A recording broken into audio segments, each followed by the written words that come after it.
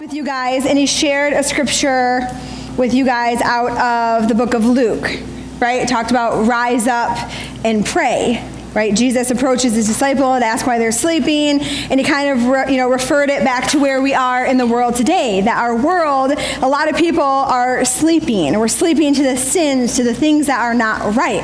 Well, today I kind of wanted to look at a story in the Bible to kind of further go on with that, and this story is about a person who had an opportunity to stand up for not only like her beliefs, but her whole entire religion, her race of people. And at the end of it, ends up saving not only herself, but the people of Israel, right? Her fellow Jews. So today we're gonna read and study in the book of Esther. So, how many of you have ever read the story of Esther? Okay. Or the whole book of Esther. So Esther actually loses both of her parents at a really young age. Her uncle, whose name is Mordecai, takes her in and pretty much adopts her and raises her as if she is his own. Okay? So they live in Persia, and there's this king, and his name is Xerxes. Pretty sure? Xerxes. Love Bible names. His name is King Xerxes, right? And this guy is kind of a newer king, so only a few years in, he starts throwing these elaborate feasts, these celebrations, these huge banquet type things.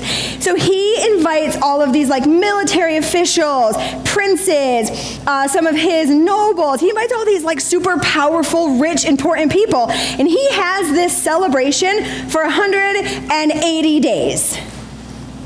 180 days is half of a year, which is 6 months. Can you guys, just think about being invited to this like feast for 6 months, where you get to go in and hang out with all these rich people and all these high-end and celebrity type people. And so he throws this huge party. He loves to show off his power and his wealth, right? He just kind of has been king only for a few years. I think at this time he was about 3 years in to his reigning, I guess. And so he has this party. Then he gets finished with that party and decides he's going to throw a party for kind of like the local people. Like he did one for all of like the rich and the heavy and the high up there. So he decides he's going to do one for just like the normal people. So he invites the richest to the poorest, and he does a 7-day feast with them. Now it's not 180 days, but it's still 7 days, and I think that the people were grateful, right? He was letting them have as much food as they wanted, as much drinks as they wanted. The wine was endless. People were loving this 7-day feast. And so they kind of split them up, like men were in one spot, and the queen at the time had a bunch of the women. And so the king is so, like, I'm going to guess, maybe drank a little bit too much. And he decides that he's going to summon the queen.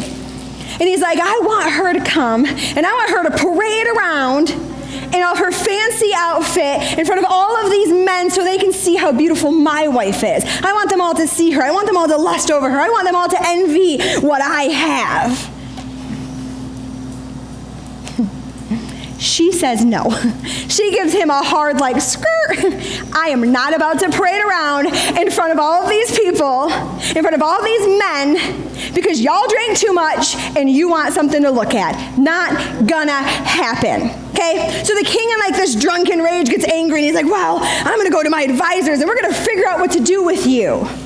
So he meets up with the advisors, and he's like, she's disrespecting me, and all the women in the kingdom are going to think that that's normal to do to their husbands, and men should rule over everything. So they come up with this decree. Well, let's punish her. Let's ban her. Let's make a decree. Once a decree is signed, you guys, it cannot be reversed. Understand that. Once a decree is made, it cannot be reversed. Okay? So he makes this decree with his nobles in a drunken rage that Queen Vashti, that's it. Queen Vashti is not allowed to be in the presence of the king ever again. So she pretty much at this point is banished, no longer queen. And then he's sitting there, and probably a couple days pass, and he's sitting there like, oh, that was really stupid. Like, now I'm lonely. Now I want, like, now what? And so his nobles, of course, rush in like the Three Stooges, like, oh, well, let's have a beauty pageant. Like, let's find a bunch of really pretty girls. Let's bring them in. We'll just replace her. It's fine. We'll just replace her. So they send these people out, and they start looking for new, beautiful, young women. And so they bring in all these women from all over, right? And they find like the best of the best. Well, Esther just happens to be one of the girls that gets selected to come. And her uncle, Mordecai, who raised her, is like, listen, do not, under any circumstance, tell them your nationality. Do not tell them we're Jews. Do not tell them that we're related. Don't tell them any of your family history. Keep all of that a secret. And he tells her this because he's protecting her, right? Because the Jews at the time had kind of come into Persia, but they weren't really quite like fully welcomed, and they were still like that difference because they didn't follow all the same rules and all the same laws that the king and them ordered. So Mordecai is trying to protect Esther. And it's kind of crazy because I've always read this story and thought, oh, like she goes, it's like a 2-day thing. You guys, this was like a 12-month thing. That's what it says. The first 6 months, they kind of bathe them and give them all these beauty treatments, and they're using myrrh to take care of them. And then they go and they do another set of different oils. So 6 months and then 6 months of beauty treatments these girls are going through. Talk about a pageant. Can you imagine, girls, all of this stuff? And after they soak you in all these different perfumes and oils, and they make you, smell good, and they make you, desirable, and they do all this stuff to you, then you get to pick out fancy clothes and pretty jewels. And then the king comes in and he looks at you. He looks you over. He's going to check you out. He's trying to find what he's looking for. So after 6 months and then 6 months, Esther, of course, is beautiful. And the king sees her, and he desires her right away. It says he loved her more than any of the other women. Not sure that's love, but that's what it says. In fact, in Esther 2:17 it says, and the king loved Esther more than any of the other young women. He was so delighted with her that he set the royal crown on her head and declared her queen instead of Vashti. So just like that, Queen Esther arises, right? This poor Jewish girl with no parents who lives with her uncle, and now her uncle ends up being like the gate guard kind of outside of the palace. He kind of gets this new position, right? And so as time passes, there's this man, and his name is Haman. And Haman is kind of really high up with the king. He does a lot with the king. The king has kind of appointed him as the guy to go to, right? Haman helps make all of these decisions. Haman's kind of a big deal. So when Haman approaches, you bow to Haman, because Haman is just underneath the king. So Haman is out all the time, and he's doing all this stuff, and a couple of the other officials and a couple other guards notice that every time Haman comes out, Mordecai refuses to bow down. So the officials kind of give Mordecai some grief about it, like, hey, how come you don't bow down when he comes? And of course Mordecai's like, that's not my king, that's not my God, I'm not bowing down to him. It doesn't say that, I'm paraphrasing. But so that's kind of what happened. And so then these guys go up to Haman, of course, like, hey, bro, did you hear? Like this guy that's outside, the guy that's at the gate, that Mordecai guy, he refuses to bow down to you. And so Haman gets filled with rage and anger and hatred. And then he starts doing some digging on Mordecai and discovers his nationality. He discovers who Mordecai is, right? He's a Jew. So now Haman could just go for Mordecai. But Haman's hate was so much deeper than that. He was like, I'm not just going to take out one man. I'm going to take out the entire nation of Israel. I want to take out the entire Jewish population that had the nerve to step foot into our kingdom, into our area. So he goes in then to his king. And he comes in, and actually, I'm going to read you this. It says in Esther 3:5-6, it says, when Haman saw that Mordecai would not bow down or show him respect, he was filled with rage. He had learned of Mordecai's nationality, so he decided that it was not enough to lay hands on Mordecai alone. Instead, he looked for a way to destroy all of the Jews throughout the entire empire of Xerxes. So at this point, he's out for the entire population of Jews in their area. And so he goes into the king and he's like, hey, these Jews, these outsiders, they refuse to listen to the same laws. They refuse to bow down. They refuse to do what you, the king, says. We should punish them. And of course, we've seen that the king doesn't make the best choices, especially when it comes to his nobles and his advisors. And so he's like, all right, well, what can we do? Well, let's make a decree. Let's make a decree that anyone that's actually from Persia, anyone this is their actual home, anyone who belongs here, and this is, they're actually our people, They can actually just go out and kill the Jews. And if you kill a Jew, you get to take whatever was theirs. So if I decide I want what you have, I can actually now hurt you, and I can take what is yours. So it kind of gives incentive for the people to do it for them. And the king's like, oh, that sounds great. Let's do that, right? So Mordecai, right, is working at the gate, and he hears all of this, and he's like, oh no. He is on, how would you feel? How would you feel if you were sitting there outside of Meijer, and you heard someone talking like, hey, did you hear what they're going to do to all the Christians? Did you hear what they're about to do? Oh, they're going to send a bus out of churches, and they're going to load them up, and they're going to wouldn't you be terrified? So think about it. Mordecai is like, oh my gosh, Esther. And Esther is in the middle of all of it. Esther is placed in this kingdom. He thought that by putting Esther where she was, she would have money, she would have food, she would have protection. He thought he was doing good by Esther. And then this all starts to come. He starts to not just fear for himself and his people, but he's like, but what about Esther? And so him and Esther have some communications back and forth with each other. And Esther at first is kind of like, Mordecai's like, I got a plan. Esther, what we're going to do is you're the queen, right? You're pretty. He was all drooling when you walked in the room. You have some type of power over him. So what we're going to do is we're going to just go in and talk to him. And Esther sends a letter back to her uncle, and she's like, do you realize that if someone walks into the presence of the king without him calling for you first, without him sending you an order to come see him, without him summoning you in, you could be put to death? So what Mordecai was asking her to do was to risk her life for an opportunity just to talk to the king. He didn't know the outcome of what that would be. And so, of course, Esther's fearful, and she's not sure what to do. And then Mordecai sends her this letter back. And this is in Esther 4:13 and 14. And it says, Malachi sent this reply to Esther. Don't you think for a moment that because you're in the palace, you will escape when all other Jews are killed? If you keep quiet at a time like this, deliverance and relief for the Jews will arise from some other place, but you and your relatives will die. Who knows? Perhaps you were made queen for just such a time as this. So Esther sends a letter back and says, okay, you know what? I'm going to do it. I need you to fast for a few days. Me and my servants are going to fast for a couple days, and I'm going to do it. Because it's better to die trying to protect my people than to live in secret. So Esther decides after fasting that she's going to do just that. And so Esther shows up into the room where the king is at, and she opens up the door and see he has some type of staff, whatever, I'm not sure what it's called, but he has something specific, a scepter or something, I don't know, you guys. But he has it in his hand, and if he points it out for you to touch, your life is spared.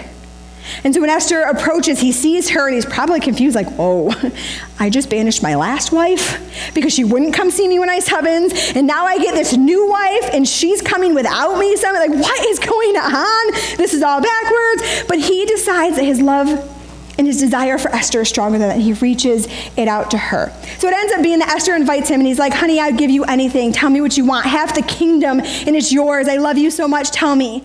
And Esther's like, I just want a banquet with you and Haman. And he's like, okay, done. Okay, come see me tomorrow. So they show up to this banquet, right? Okay, Esther, tell me what it is you want, honey. Anything. You can have half of my kingdom. You can have my riches. You can have anything. What do you want? I want you to come meet me one more time. If you love me, meet me one more time.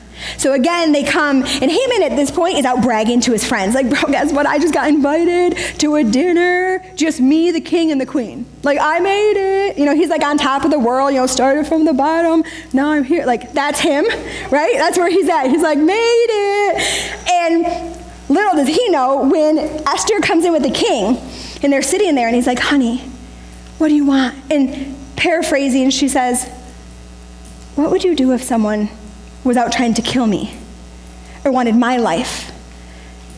And of course he's like, of course, I'd do anything for you. I would never let anyone hurt you. Who is threatening you? Who's making you feel this way? And of course it's just her, the king, and Haman.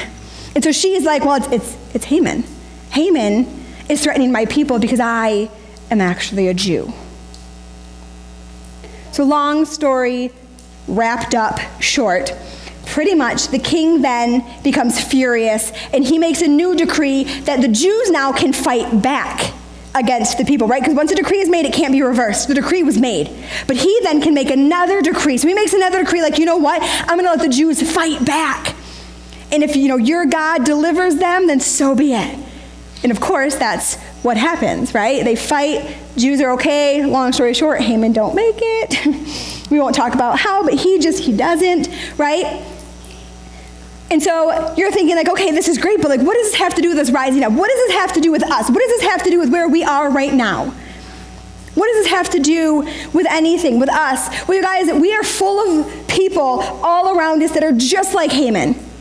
You have people at school that look at you that same way. You have people that walk through the store and you might have your city church shirt on and they're over here mean mugging you. You might pray before a meal at a restaurant and you have people laughing at you. You think that there are not people everywhere you go that notice that you walk different, you act different, you talk different, you behave different. And because you're different, they don't like it. Because you have something they don't have. And in this society, that's not okay. And so we have a bunch of people that are out here trying to trick other people into hating us, hurting us, despising us, lying to us, tricking us, stealing from us. All over the place, everywhere that we go, we are surrounded by people that look at us the same way that they looked at those Jewish people. They're full of misunderstanding. You guys, they don't know truth. They don't know what it feels like to be free. They don't know what it feels like to have what we have, to have something inside us that even in tough situations give us joy and peace and comfort and strength. And when they see that we have it, it aggravates them. It upsets them. Because why should you have joy in a bad situation, but I can't have joy in my everyday life?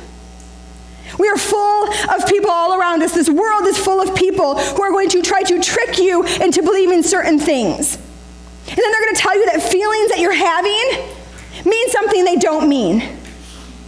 It happens every single day. Half of you, your school districts are shoving it down your throat and you don't even notice it. Half of you, it's your friends that you hang out with at school.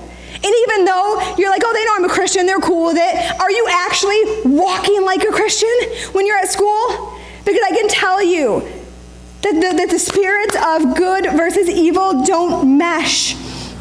And when you hang out with those people, that's great. I hope that you have friends that don't know God and you can bring them to Jesus. But if they are doing the opposite and they are bringing you down and they are hunting for you and they want you to hurt and they want you to fail, you have to stand up for yourself, and you have to be like Esther. I love that it says sometimes, that it says in the Bible in other different versions, and when it talks about this specific scripture, it's one of my favorite scriptures where it says, perhaps you were created for such a time as this. Perhaps you were born for such a time as this. And some of you sitting in this room are like, I don't even know what my purpose is. I don't even know why I'm here. I don't have any value. I don't have any worth. I don't have any gifts or talents. I'm not special. But what you don't understand is that the God who created all things, who created you for such a time as this. He could have placed you in any moment of history. He could have placed you in the 1800s. He could place you in the 32, I don't know. He could have placed you wherever he wanted. But you know what he did? He placed you right now because you were created. You were born for such a time as this. People are like, the world is too hard and it's too much and people are coming for me and I never feel safe. And you were created for such a time as this. You might not have the strength to stand up. Esther did not have the strength to stand up, but the person that lives inside her, the person that created her, the person that lives within us gives us the strength to also stand up.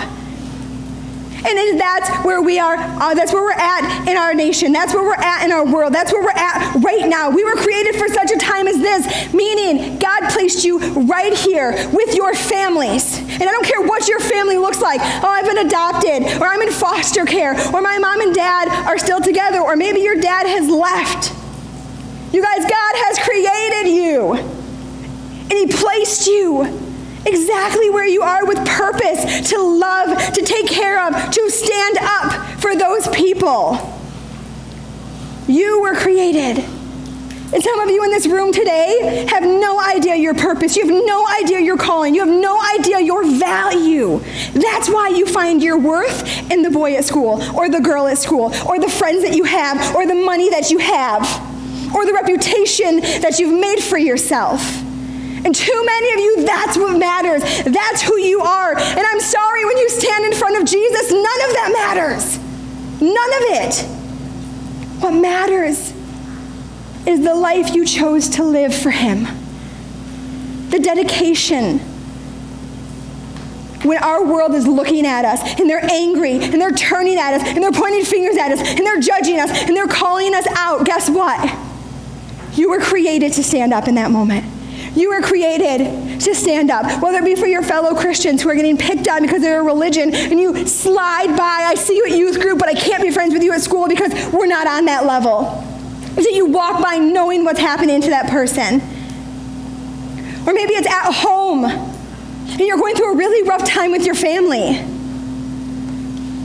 Maybe your parents like to yell a lot, and that's really hard for you. Maybe your dad is gone, or maybe your mom can't stop drinking, and you have no idea what you're supposed to do. But guess what? You were created for such a time as this. You were created to love your parents through it. You were created to take care of your sibling through it. You were created for this moment.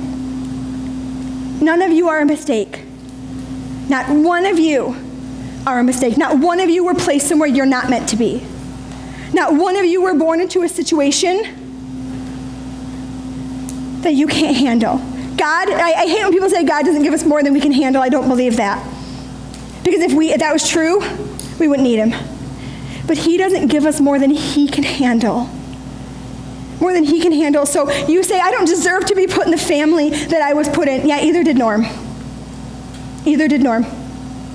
But he chose to stand up. He chose to say, no, hold on. I'm going to love my dad even after what he did to me. Because Norm could be the only person that could ever bring his dad to salvation. And that's you guys. So you guys, I'm going to ask you guys as I close to just bow your heads for a sec. And I want you just to spend a second with God. I want you to spend a second evaluating your life, thinking about where you are. And I just really want you guys just to take a second. First of all, if you are in this room and you have felt like you are not enough, you were placed in a crazy situation, or maybe you're placed in a good situation, but you don't feel like you quite fit in. Maybe your parents can't give you the attention that you need, or your siblings, or whatever is going on. You guys, I want you to know right now that you are not a mistake.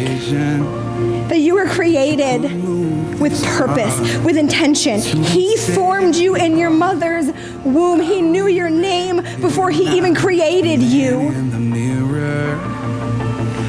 But do you know you? Do you know who God created you to be? Do you know who the Father has called you to be? Some of you in this room have never even asked Jesus to come into your heart. Some of you are in 6th grade. Some of you are going into 9th grade. And some of you have never taken that step to say, you know what? You sent your only son to die for me. And all you want in return is my love, my heart, my obedience. And so I want you to know that he is in this room with us right now. And the only thing he wants from you is your heart. The only thing he wants from you is your love. And he is wanting to wrap his arms around you and whisper in your ear in the times where you don't feel like you're good enough. You were created. You were born for such a time as this. You are enough. And those of you that have backslidden, you have grown up in church, you've accepted Jesus, but you refuse to live that bold life that he's calling you to live. You've lived in fear of judgment, fear of being persecuted, fear of being bullied. Same thing, he's like, hey, I don't give you more than you can handle because you have me. Because I can handle, I've conquered the world. And he's here right now, and he says, I just need you to confess that you need me, to cry out that you need me. So if you are in this room and you are in any of those places, I need you just to slip your hand up. And you're not raising your hand to me, it's to your Father, the one who created you, the one who placed you where you are. You guys, your friends don't stand with you in front of Jesus. So I don't care if your best friend next to you has a hand raised. You have to stand in front of Jesus by yourself. All right, guys, we're going to all pray together. I want you guys to pray after me, okay? Dear Heavenly Father, I need your grace. I admit that I sin and I fall short. I struggle with fear, maybe anxiety. Sometimes I feel like I'm not enough. But I ask you to come into my heart, to fill me with truth, wisdom and knowledge of who you are, so that I can know who I am. Thank you for sending Jesus to die in my place. I believe that you rose again, and I give you control of my life. Father, I just pray for these students in this room right now. I pray, Lord, for every hand that was raised, Lord, more importantly, every heart that cried out for you today. From the lonely to the sorrowful, to the kids that feel anxiety, depression. Maybe they strive so hard to be so perfect in sports and academics, and they just want someone to notice them and someone to love them, and they want to feel like they belong and that they're enough. Here I am. And Lord, I pray the only thing they take away from this message, Father, is that you have created them with purpose for exactly what they're going through right now. And I pray, Lord, that you use every situation that they're in to grow them, to strengthen them, and to equip them for what you've called them to do. I pray, Lord, that you will love on these students and continue to reveal yourself in a brand new way. Show them who you are, because that's the only way we'll ever know who we are. We're so grateful for you, Father. Thank you for your love, even though we don't deserve it. We're so grateful. Amen.